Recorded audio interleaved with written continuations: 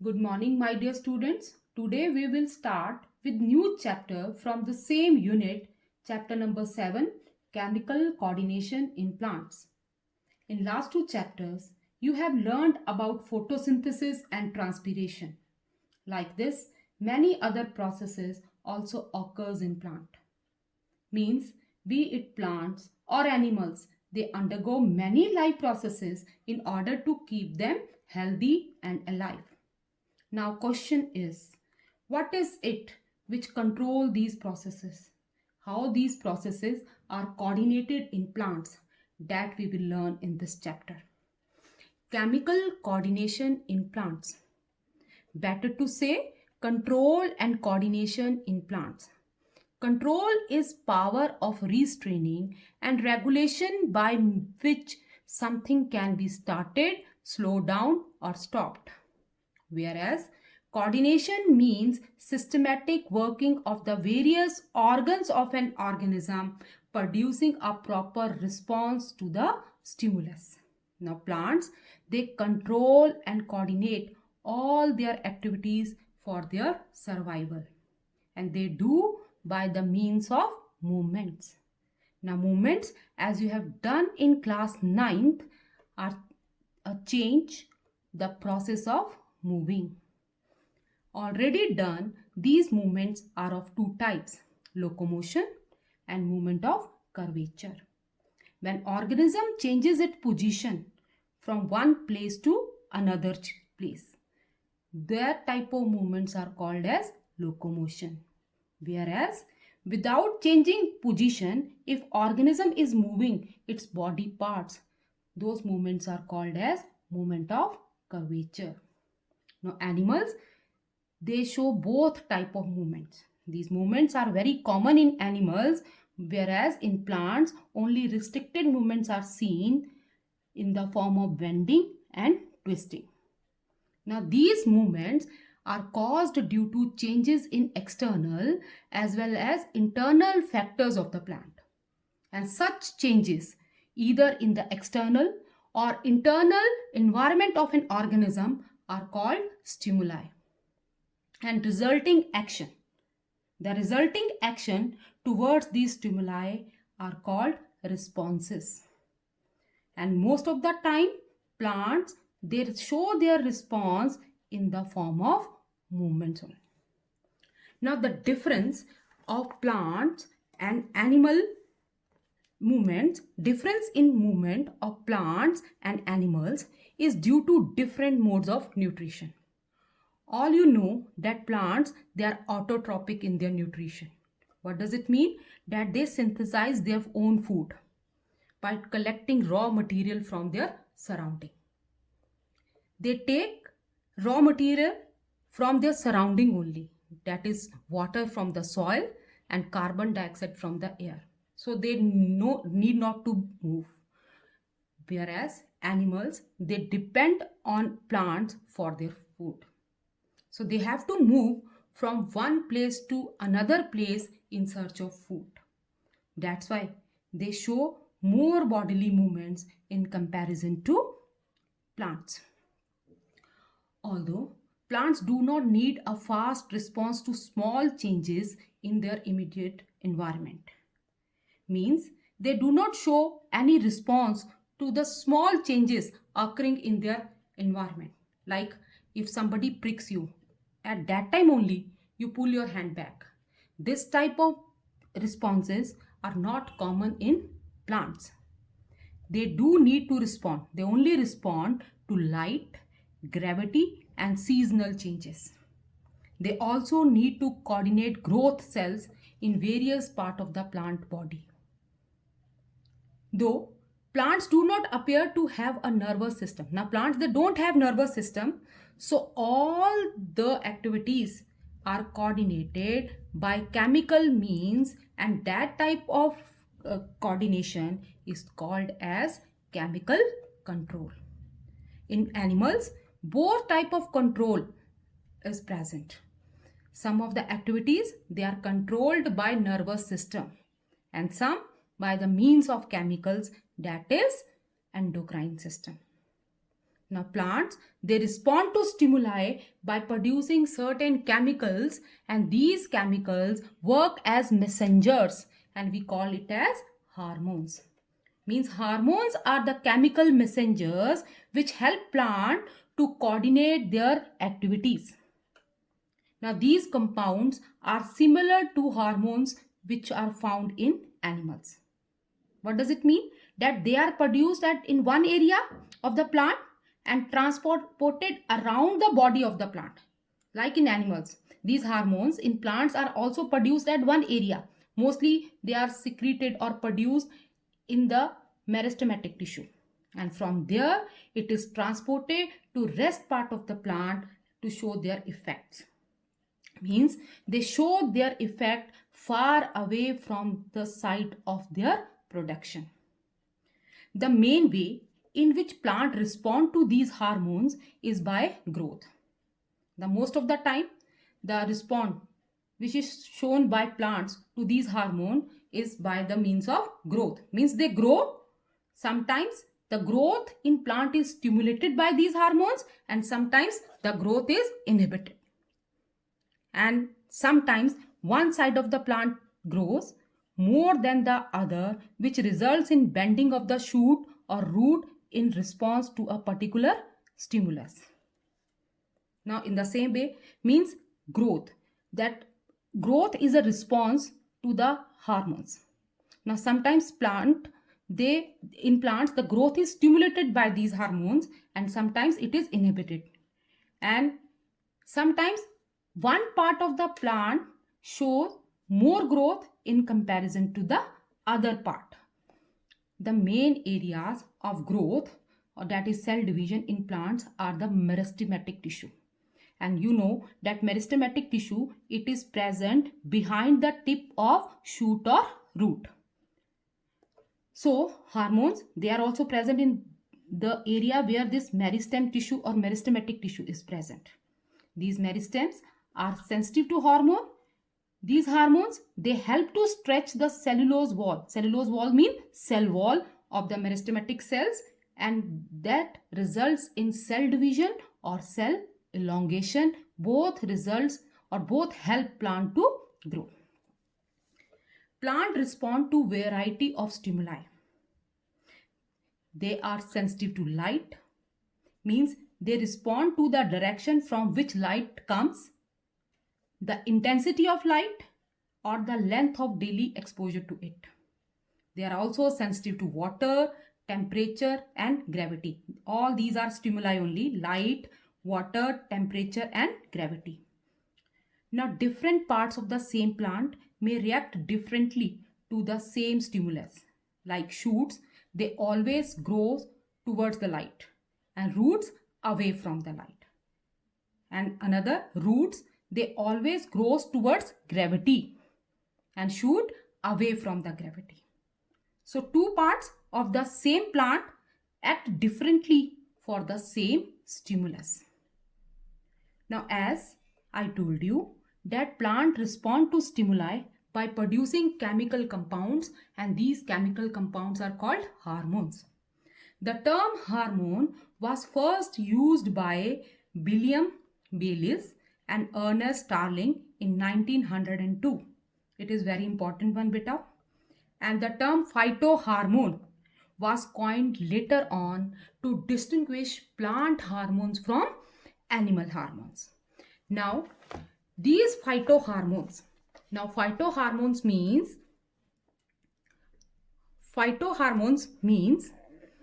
phyto means plants and hormone means chemical messengers.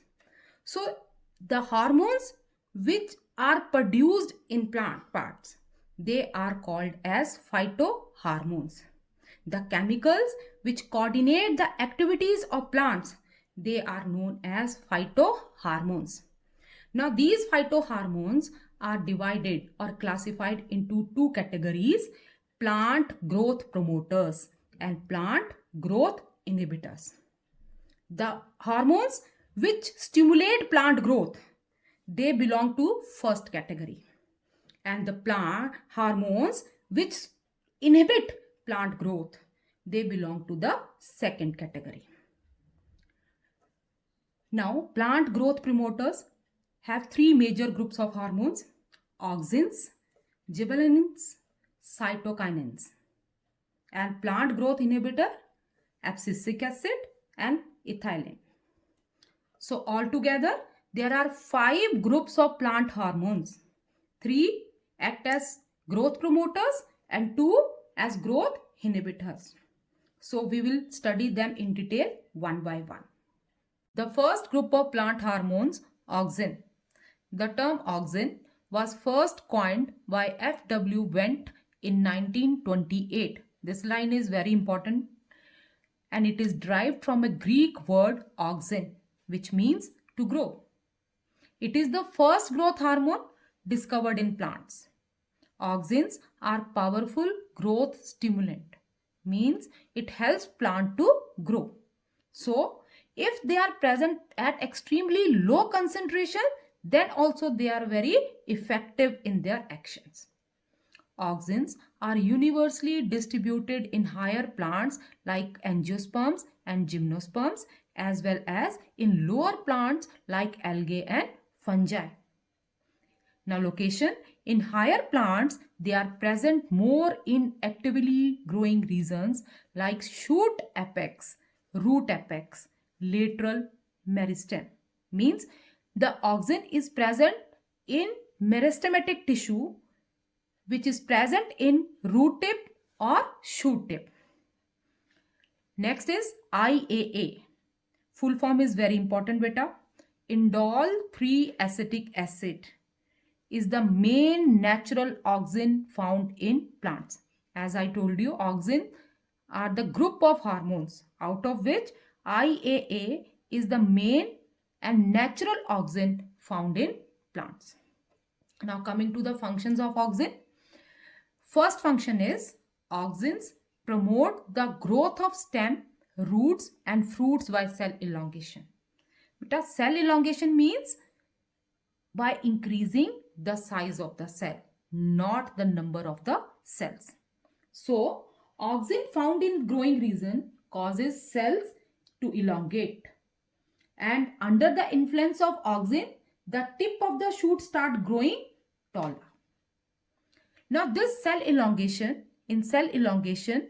cell wall is extensively increased. The cell wall is increased in size, and this hormone induces cell wall loosening or relaxation.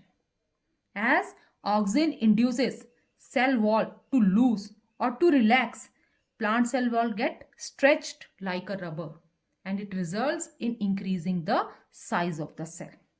Now, the rate of cell elongation is directly proportional to auxin concentration.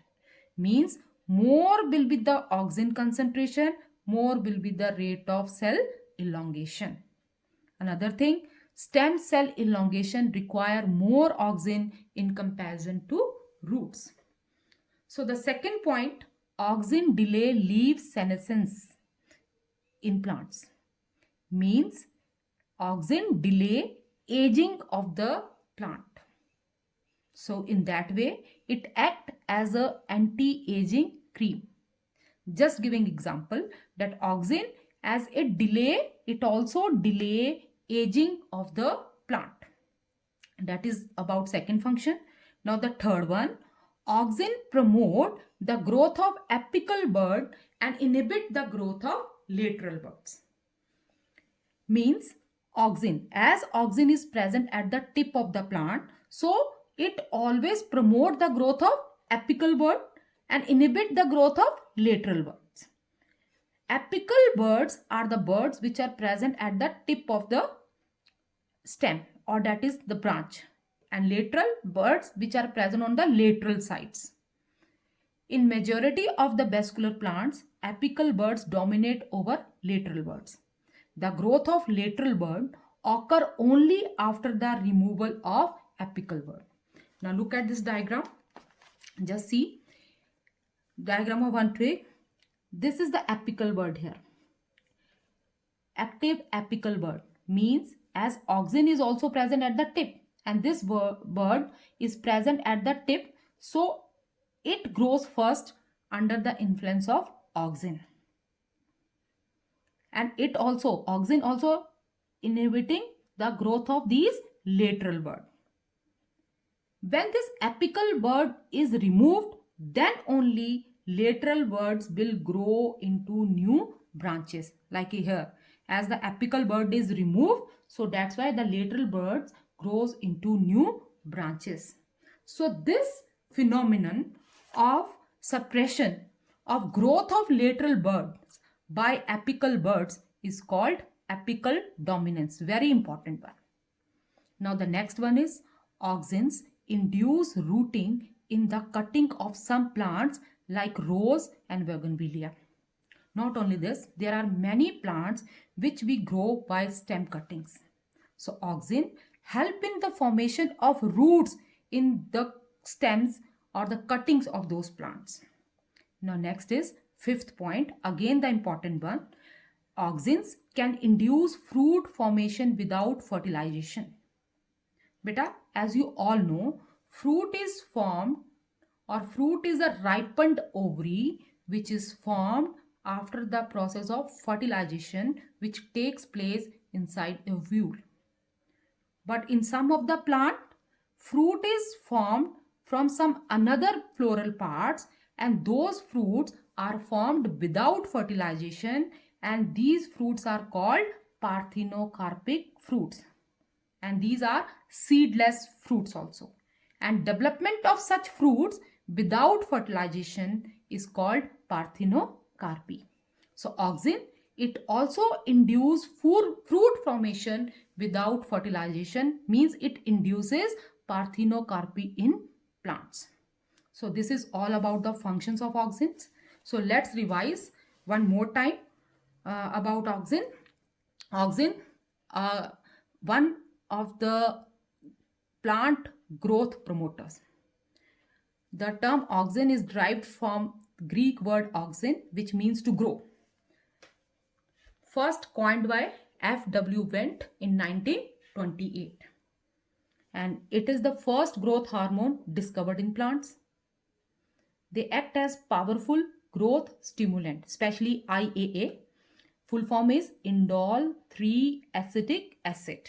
Now their location, auxin is present in actively growing regions like shoot apex, root apex, lateral meristems. Now function of auxins, promote growth of the stem by cell elongation, means by increase in cell size. It delay leaf senescence, means aging of the plant. It delay aging of the plant. Third function, promote the growth of apical bud and inhibit the growth of lateral bud, means it induces apical dominance in plants. Now next is induce rooting in the cutting of the plant. Again, it helps in the formation of roots in stem cuttings. And the last one, parthenocarpy. It induces parthenocarpy in some of the plants. There are certain fruits which don't have seeds and they are formed without fertilization from some another floral parts of the plant like apple, tomato. These are the parthenocarpic fruits. And auxin, it induces parthenocarpy, means it helps in fruit formation without fertilization. Now, the next group of plant hormones, gibberellins. Gibberellins are another kind of plant hormone. There are different forms of gibberellin reported from different plants named as GA1, gibberellic acid 1, gibberellic acid 2 and gibberellic acid 3, and out of these and so on. And out of these, the most common one is GA3, that is gibberellic acid 3. In higher plants, gibberellins are mainly distributed in meristematic regions. Now this is the location that they are also distributed like auxin. They are also distributed in meristematic regions like stem apex, root apex, buds and seeds, etc. Now, functions of gibberellin. The main function of gibberellin is to promote the growth of internodes by cell elongation. Cell elongation means by increasing the size of the cell, not by cell division. Now the main function of gibberellin is stem elongation, means it helps in growth of the plant but by stem elongation. Now these internodes, they are the sections of the stem between two nodes. Now what are nodes? Nodes means part of the stem where new branches arise. From where new branches arise. Now just see, these are nodes. Now this part of the stem from where the new branches arise, they are known as nodes. So this is the first node and this is the second node. And the section of the stem, the part of the stem which is present in between these two nodes is called as internode. So gibberellin, it acts over the cells present in this part, means cells of the internodes, and results in cell elongation. So it helps to the plant to grow taller by increasing the length of internodes. So the next one is gibberellins break seed dormancy and initiate germination. Beta, seed dormancy means resting period of seed when seed is inactive. So gibberellins present in seed make them active and initiate seed germination. So they help in the germination of seed by breaking the seed dormancy, means they make the seed active from the resting period. Now the third one, they promote fruit growth and are capable of inducing parthenogarpy. Just like auxin, they also promote fruit growth. Not only fruit growth, they also help in improving the shape of the fruits, like in apple, in grapes, etc. So they help in improving the shapes of the fruit and also induces parthenocarpy, means formation of fruits without fertilization, just like auxin. Now the fourth one, they also delay senescence, means again like auxin, they also delay aging of the plant. Now the fifth point, gibberellins are also widely used in horticulture, garden cultivation and food industries. They are widely used in horticulture and food industries. These hormones enhance longitudinal growth of internodes in dwarf plant. So results in increasing the length of the dwarf plants. They are commercially used to increase the length of the grape, elongate apples, and to improve their shape. Now here, beta, plant breeders, they extract this gibberellin or this gibberellic acid and store it in the lab, and it is used to spray over dwarf plant to make them tall. So commercially it is used by plant breeders to make or to increase the length of the dwarf plant. And the last function of gibberellic acid, that it is used to speed up the malting process. Malting process, the process of conversion of starch into sugar in brewing industry, that is in the industry where beer is produced. Now here one revision to the second group of plant hormone, gibberellins, occur in many forms: gibberellic acid 1, gibberellic acid 2, gibberellic acid 3. So most studied form or most common form which is found in plant, that is GA3. Beta, gibberellin, as it was first discovered in fungi Gibberella fusocorae, that causes excessive growth and poor yield in rice plant. So as it was first discovered in one fungi named as Gibberella fusocorae, so that's why its name is gibberellins. Location of gibberellin, again just like auxin, they are present in meristematic regions like stem apex, root apex, buds and seeds. Now function, as they are present in stem apex, root apex or in lateral meristem, there they promote growth of internodes by cell elongation. Again I am repeating, internode is a part of the stem which is present in between two nodes, and nodes, the area from where new branches arises. So the part of the stem, the section of the stem between two nodes, that is internode. So gibberellin, it acts over the cells of the internode and results in elongation of these cells, and it helps in stem elongation. It, as it is present in seed, so there it helps in breaking seed dormancy, means it makes seed active and initiate germination. It promotes fruit growth, induces parthenocarpy. It delays senescence, means aging of the plant. It is used by plant breeder to spray it over dwarf plants to increase their length. Again, it is used in malting, that is in brewing industry, to convert starch into sugar. So this is all about gibberellins.